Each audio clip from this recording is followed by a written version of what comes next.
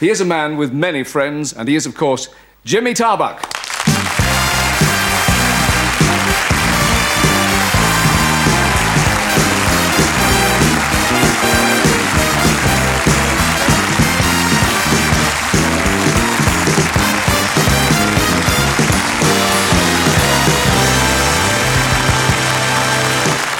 Thank you. Jimmy, performing mostly for a live audience on stage and on the telly, what is it like doing a show live? What are the real perils for you? The tellies, you mean? Yeah.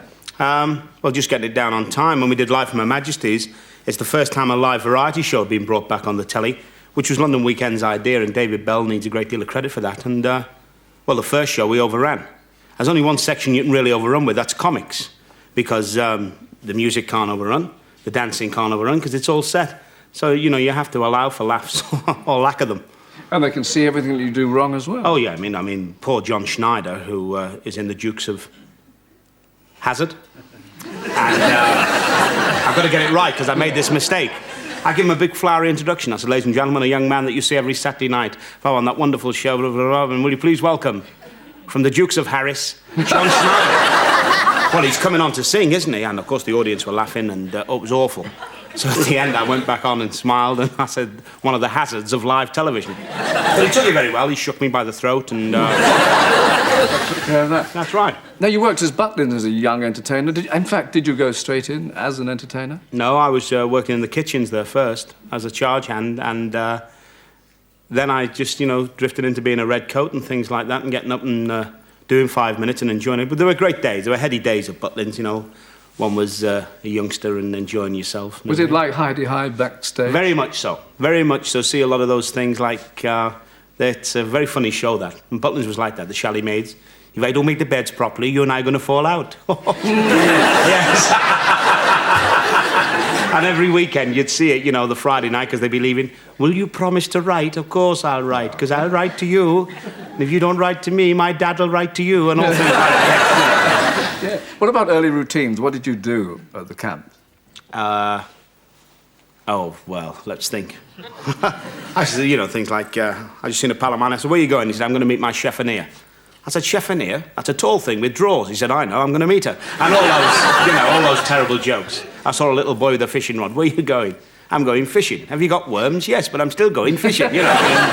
That was the early stuff, right? Yes. What about the clubs? When you went into the clubs, there must have been some very strange acts that you worked with, weren't there?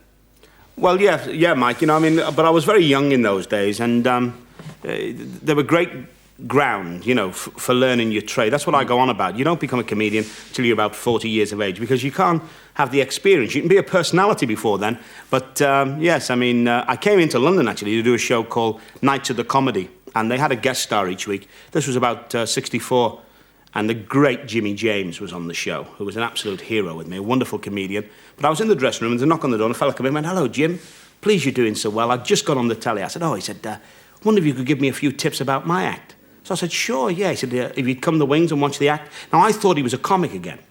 And his name was Bob Tray, this guy. And he was a lovely man, real nice guy. And he went on to Mule Train. Ding, ding, ding, ding, ding, ding, ding. And he had this tin tray. And he went, Mule Train, crack. And he hit himself on the head. Ribbity popping over hills and train, crack. Of course, the audience roared, laughing. And he got carried away with the euphoria of the opening night, because each time he hit his head now, the chair, Mule Train, whoa! And he ran in the audience, and he went, Mule Train, there's a fella doodle-doodle from a... And he hit this fella over the head with the tray. And the fella stood up and went, crack! So he came off, he's got a big lump. Oh, he said, did you hear the roar of laughter it got? He must have died fairly young, that guy. I'd sooner tell a few old gags, me, yes, really. It's true you were a hairdresser. This I find difficult to believe. Amongst other things, yes.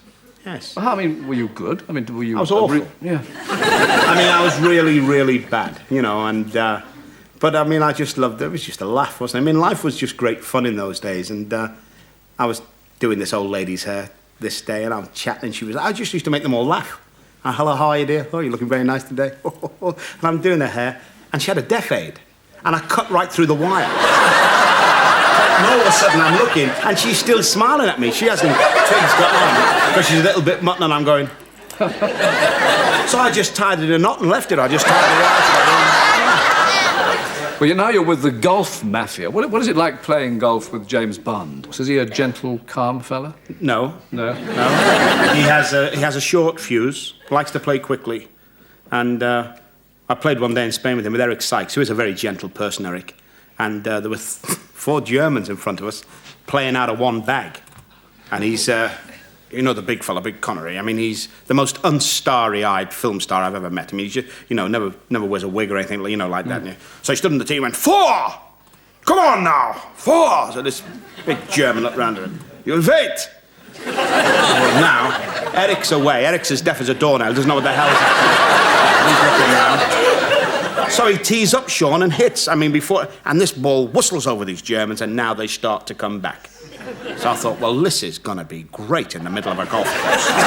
He went, stand by. So I thought, right, stand by, here we go. Now, as these fellas come, they got bigger and bigger. I thought, my God. So I've said to the caddy, give us a club out here. Yes. We have old wallop. So anyway, I've got this. I said to Eric, you wait here. You know, I said, well, just wait here. So we walked down, and this big German went, you want to come through? I said, yes, we do. Yes, please. We'd love to come through. Thank you very much. And he's going, Connery. Very nice of you. Yes. And then, of course, they say the worst thing they never say. It's James Bond. We told him to go forth and multiply.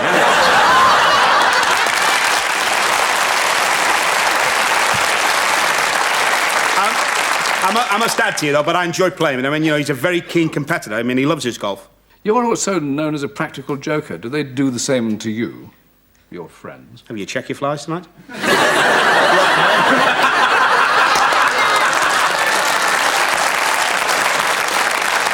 I'm joking. Don't you be embarrassed over a little thing like that. Go on. I'm not sure that I want to continue this.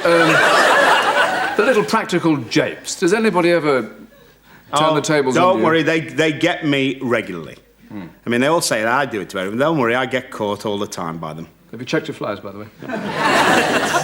What do they do then?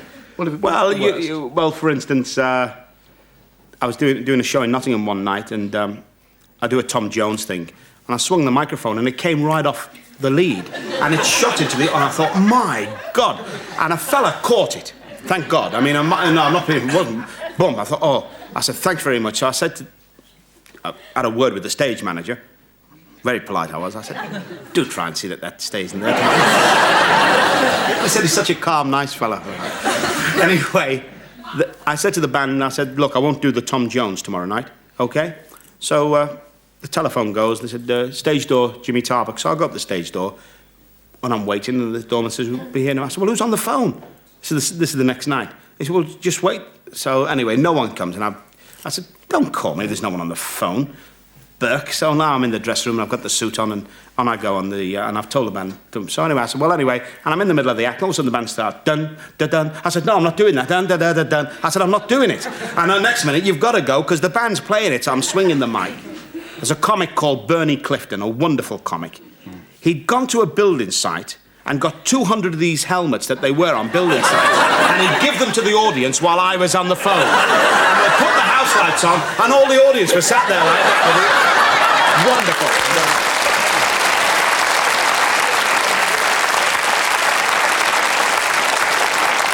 All these jolly japes, it sounds a bit like Frank Sinatra's group of chums, the Rat Pack, they used to call them. You've actually met old Blue Eyes, haven't you? Yes, I met him on several occasions. How I really met him, a man called Ben Novak had this boat over, and we went on the boat, and I'm sat there, and of course, I was like Bostic with him. I would not leave his side. And I was about 24, 25, I suppose, and he said, he was sat in the boat, and the waiter came along. So Mr. Sinatra, he said, I'll take a Jack Daniels on the rocks. Now, I had no idea what the hell that was, so he said, how about you, sir? I said, I'll take a Jack Daniels on the rocks, too. And he said to me, oh, you're Jack Daniels man, Jim. I said, well, yes, Frank, I am. And my missus was looking at me, went, Jack Daniels man. And I never drank, like, spirit in those days. Yeah, that was lovely. And then I saw him again when I was in Palm Springs playing in Bob Hope's tournament. And I must say he's quite a man. When you see him again, give him my regards. I will indeed. Thank you. He was asking about you. Yes.